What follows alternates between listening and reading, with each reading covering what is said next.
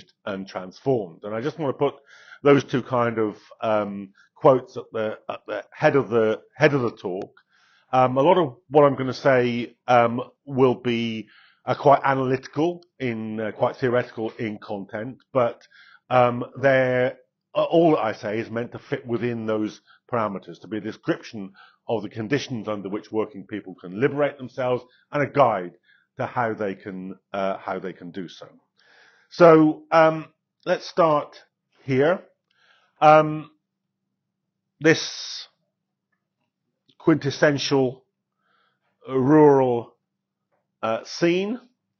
I'm just going to use this as a kind of visual metaphor for how it's possible to look at society. And it's possible to look at society, I guess, on the model of looking at a landscape, because the point would be that what you see depends on where you stand.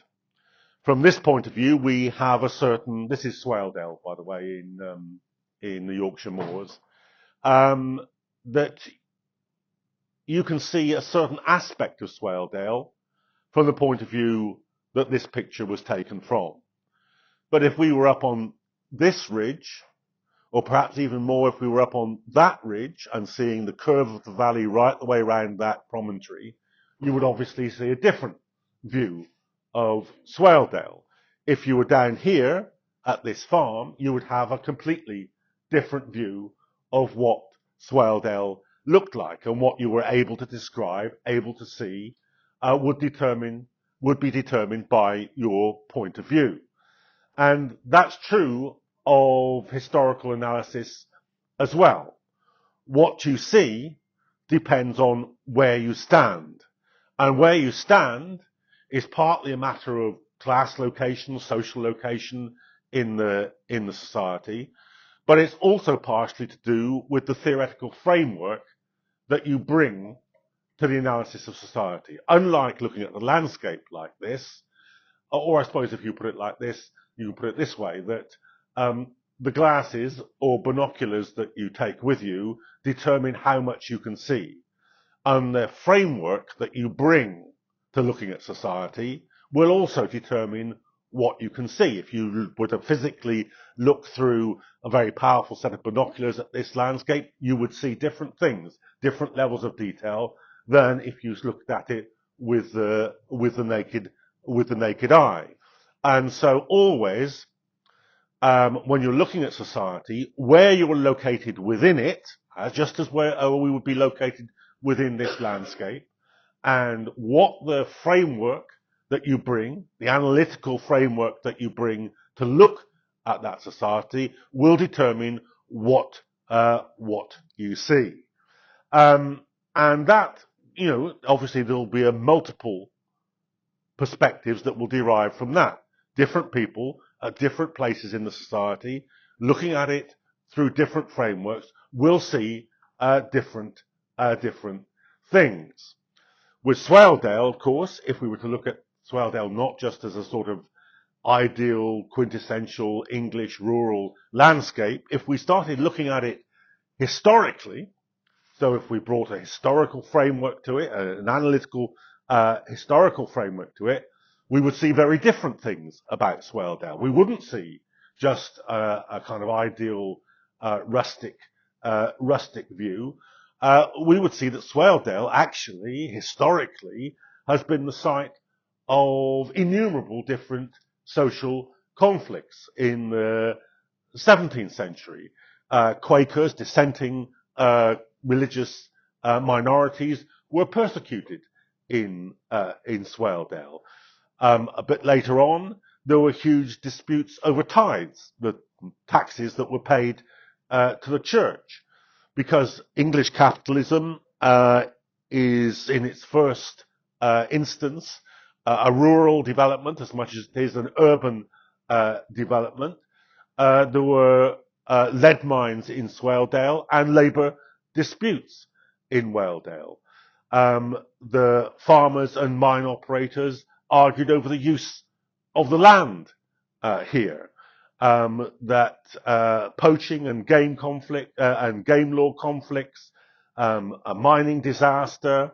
In the modern era, footpath disputes about access to the land, and in the last 10 years, extensive flooding due to climate change. So, change the framework from a merely pictorial view to a historical view of Swaledale, and a very different Swaledale emerges from that picture. So that's meant to point to the fact, that metaphor, if you like, is meant to point to the fact that, look at Swaledale, that history is a process, that we're never looking at things in a static way. One of the fundamental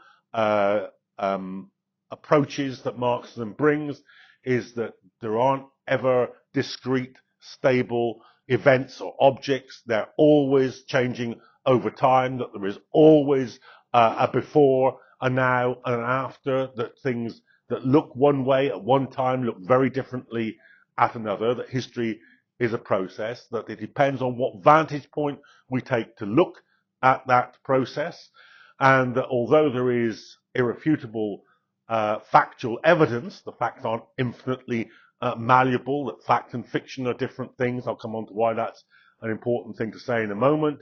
That power shapes your ability to see these things. Simply access to that historical knowledge is a matter of power.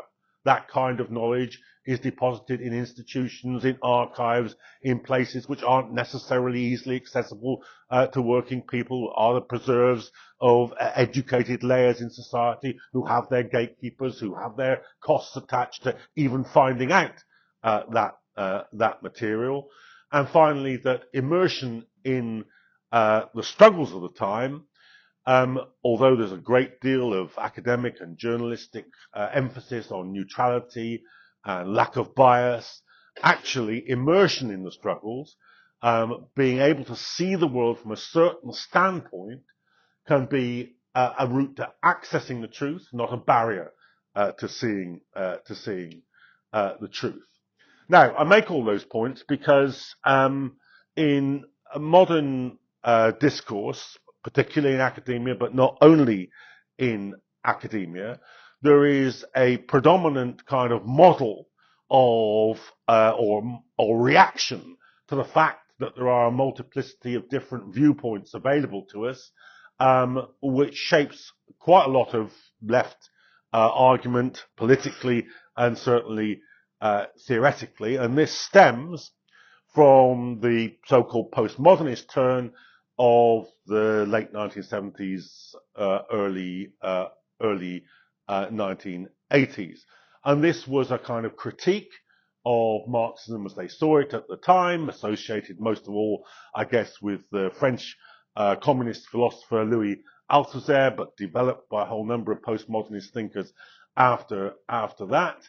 And their reaction to the fact that you could see a society from a multiplicity of different viewpoints was to begin to dissolve the barrier between subjectivity and objectivity, between, in a way, fact and fiction. And this was a relativist turn. You can see how that could come out of that example that I gave about Swaledale, that, well, is it more truthful to say that you're looking at Swaledale from the farm than from the promontory? Is it more truthful to say that you're looking at it from one promontory rather than another? Aren't all these views equally true? Aren't they all equally valid? In other words, to relativize the truth. The truth is simply what I say it is from my point of view, and there is no larger truth that can be asserted. That there's a shift from determinacy to indeterminacy. It represents a move from the Enlightenment belief in a stable, objective, describable reality, towards the idea, as I've just described it, that the truth is as I see it, not as it can be objectively said to be, and therefore an emphasis on interpretation, that it foregrounds the role of the individual in interpreting reality, leading to greater emphasis on subjectivity and interpretation in methodology. And I don't think you have to think very hard to see how this bleeds over into identity politics and to various forms of political positions on the left, how it feeds back into the study of history. Yes, history is all very well, but there's women's history, there's black history, there's colonial history, and who's to say that there's any overarching interpretive framework here? So this is a very large intellectual and cultural fact of life about theory. Now, this is a far from uncontested view. The liberal political theorist Jürgen Habermas pointed out that this is essentially an irrationalist view, that if all there is multiple subjective views of society, then we've lost the idea that there is a stable, describable or understandable, describable structure into which all this could be fitted. And he pointed out, I think, correctly, that it's a self-contradictory theory because it uses Enlightenment rationalism to come to conclusions which undermine Enlightenment rationalism. In other words, it's a self-corrosive theory. It's a theory which eats itself. It uses a rational argument to come to irrationalist conclusions. The Marxist theorist Frederick Jameson looked at it differently.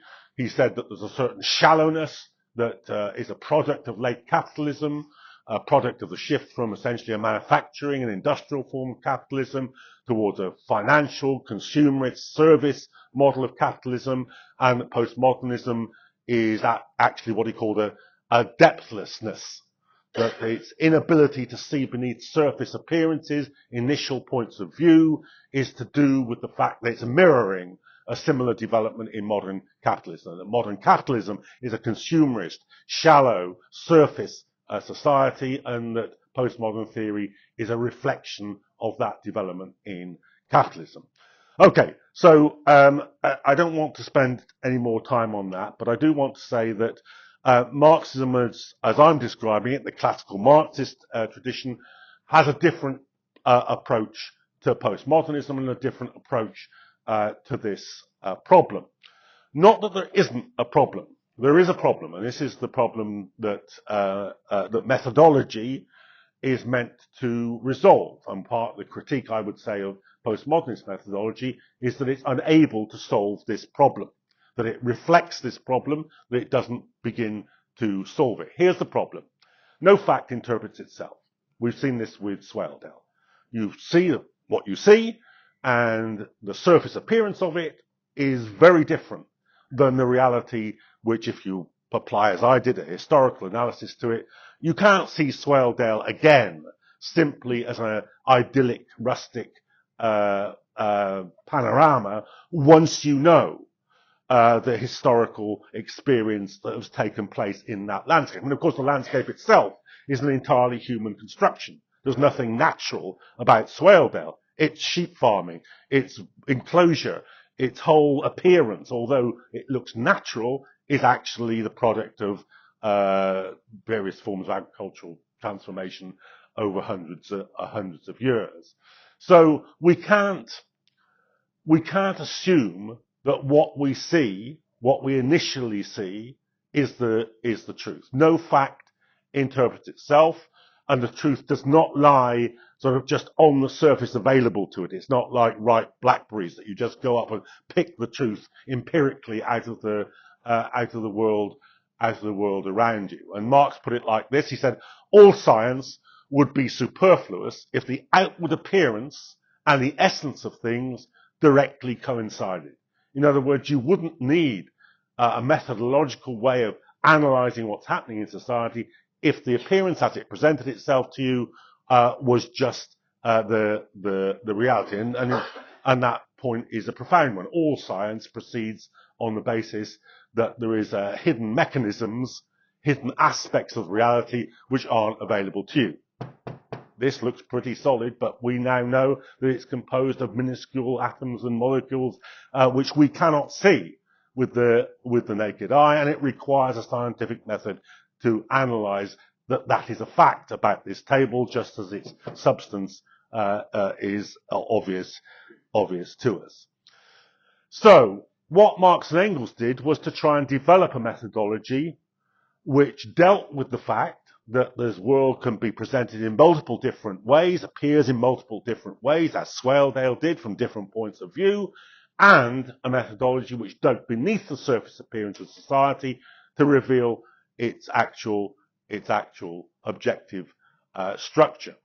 One aspect of this, famously, this is Engels in Anti-Düring, all past history, the history of class struggles, that these warring classes of society are always the product of mode of production and of exchange. This is the fundamental thought of historical materialism, that before all else, as Marx put it in another place, that before all else, human beings must provide food, shelter, the ability to reproduce. This is the fundamental fact about human society, without which it simply wouldn't continue generation to generation, that they do this in different ways, depending on the tools and techniques available to them, that as these change over time, different forms of class society, as it famously says in the Communist Manifesto, free man and slave, capitalist and worker, different forms of class society have evolved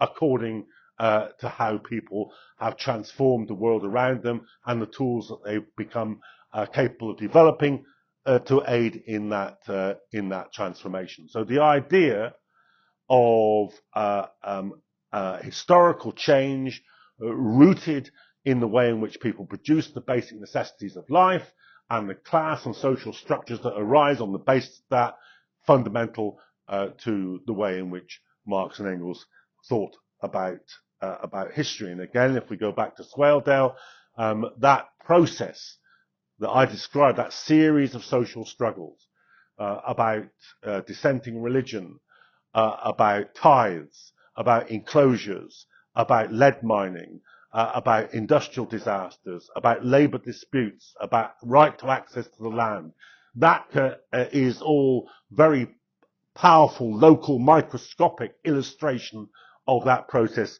of historical change. This idea that the society changes is dynamic because it's unstable, that it's contradictory, is fundamental to Marx's method. It's an idea that he took from the German philosopher Hegel. Marx and Engels, when they began their theoretical work, were part of a young Hegelian movement in Germany, a bunch of radicals that were working at first within a philosophical framework, the last great philosophical framework of the Enlightenment, developed by George Wilhelm Friedrich Hegel in the early part of the 19th century. And Hegel's view was that everything is inherently contradictory. And this is going to work at a high level of abstraction, but if you're going to account for social change, there's only really two ways you can do it: cause and effect. Something happened, therefore something else happens, and then something else happens, and so on and so forth. And in many ways, and at many levels of analysis, that's a perfectly adequate way of looking at things.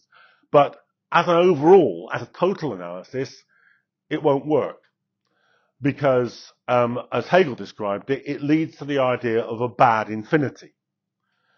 Cause and effect. If you keep going back, this was caused by that, was caused by that, was caused by that, was caused by that, was caused by that. Where does that stop? You've got what he described as a bad infinity. In other words, it's an explanation which is only ever partial because it can't account for original cause. This brought him to the idea that things must change because they're not simply cause and effect, but internally contradictory, that they're internally unstable. And it's this instability within the totality of experience which produces change. And this is Marx describing exactly that process as he saw it at work in the capitalist economy. He said in crises, i.e. economic crises, in the crisis of the world market, The contradictions and antagonisms of bourgeois production are strikingly revealed. Instead of investigating the nature of the conflicting elements which erupt in the catastrophe, the apologists content themselves with denying the catastrophe itself and insisting, in the face of their regular and periodic reoccurrence, that if production were carried on according to the textbooks, crises would never occur. And what he's describing there is exactly a version of Hegel's thought made concrete by its application to the capitalist economy. The capitalist economy is an inherently, internally unstable, partly because of class antagonisms, partly because of the way in which production works. I don't have time to go into the economic theory behind periodic economic crises, disrupt the normal productive process. The other idea, which Marx and Engels took over from Hegel, and which is, if you like, a direct product of this, is that no one particular aspect of society is in itself the truth. So to go back to Swaledale, neither the view from the farm, nor the view from which that picture was taken, nor the view from any of the promontories is the truth. The truth about that view of Swaledale is that all those points, they're all equally true. They are all equally Swaledale. And a total picture of Swaledale would be a composite of all those points of view. And that was the meaning of Hegel's famous phrase that the truth is the whole. And also that the whole is more than the sum of the parts. When we see Swaledale in that way, we're not just adding together the particular views, we're producing a composite which is more than the sum of the parts. And that's what Marx and Engels described as a mediated totality. That there is a total structure of society which doesn't make the partial views untrue, it just makes them partial. So it's not that the totality replaces what we see from each particular point of view, it is a composite of those points of view. And Hegel famously applied this to subjectivity and objectivity in that quote, subject and object are not separate, they complete each other, or they complete one another. This is a very important idea that Marx and Engels took over, because it combines what we do with how we analyze things. What is objectively true about capitalism, but not just in a detached scientific way of us studying it, of us being a separate, if you like, godlike entity outside the reality. We are part of that reality in Swaledale, part of that landscape. We are within it and a subjective element within it. And this is important because, as Marx put it in the famous 11th thesis on Feuerbach, philosophers have only interpreted the world. The point is to change it. The changing bit, the subjectivity, the ability to act on our analysis and alter the course of history are part of that totality, not something standing outside it. So, to begin to sort of summarize, I take it we're getting to the end, aren't we? To summarize this, so all history and all politics is ultimately about power. Who has it and who doesn't. All the institutions that we experience, that we learn our knowledge from, churches, universities, schools, the mass media, are shaped by inequalities in power. What gets taught is a question of power and of history. In England, the English Revolution of the 17th century is taught as one part of one option at A level in schools. There is no other state-sanctioned education about the English Revolution of the 17th century. But if you're in America, the American Revolution is taught throughout the school system from the earliest years. If you're in France, the French Revolution, the history of the French Revolution, is part of the national curriculum from early days. Why? Because in this country we had the restoration of the monarchy, and because America and France are still direct descendants in their state form of the republics established in 1776 and 1789. So what you're taught about that depends on who has power and how they got it. Same with the Russian Revolution. I remember traveling to Russia immediately after the fall of Gorbachev, when Yeltsin was the leader of Russia. I went to the museum in Moscow, where previously, of course, there would never have been a portrait of Leon Trotsky under Stalinism. That just obviously would never have happened. At that point, where the old regime fell apart, there was still Stalin's portrait, but right next to it had appeared a picture of Leon Trotsky. Why? Because the new regime wanted to say that not that Stalin was a hero, but that Stalin was a villain, and so was Trotsky. And this was part now of the new history of the Russian Revolution being propagated by the Yeltsin regime. So there is always convenient and inconvenient history. The final point I want to make really is that this analytical tool that I've been describing, the ability to see society historically, the ability to see the class contradictions within it, the ability to see how the various elements of society, the mass media, the universities, the ideological formations in society, and the class struggle in society are related, are absolutely essential if you want to change the society effectively. What all this is really in the service of is seeing where working people sit, what their power is, how that power can be mobilized, how the society can be changed. Thanks very much.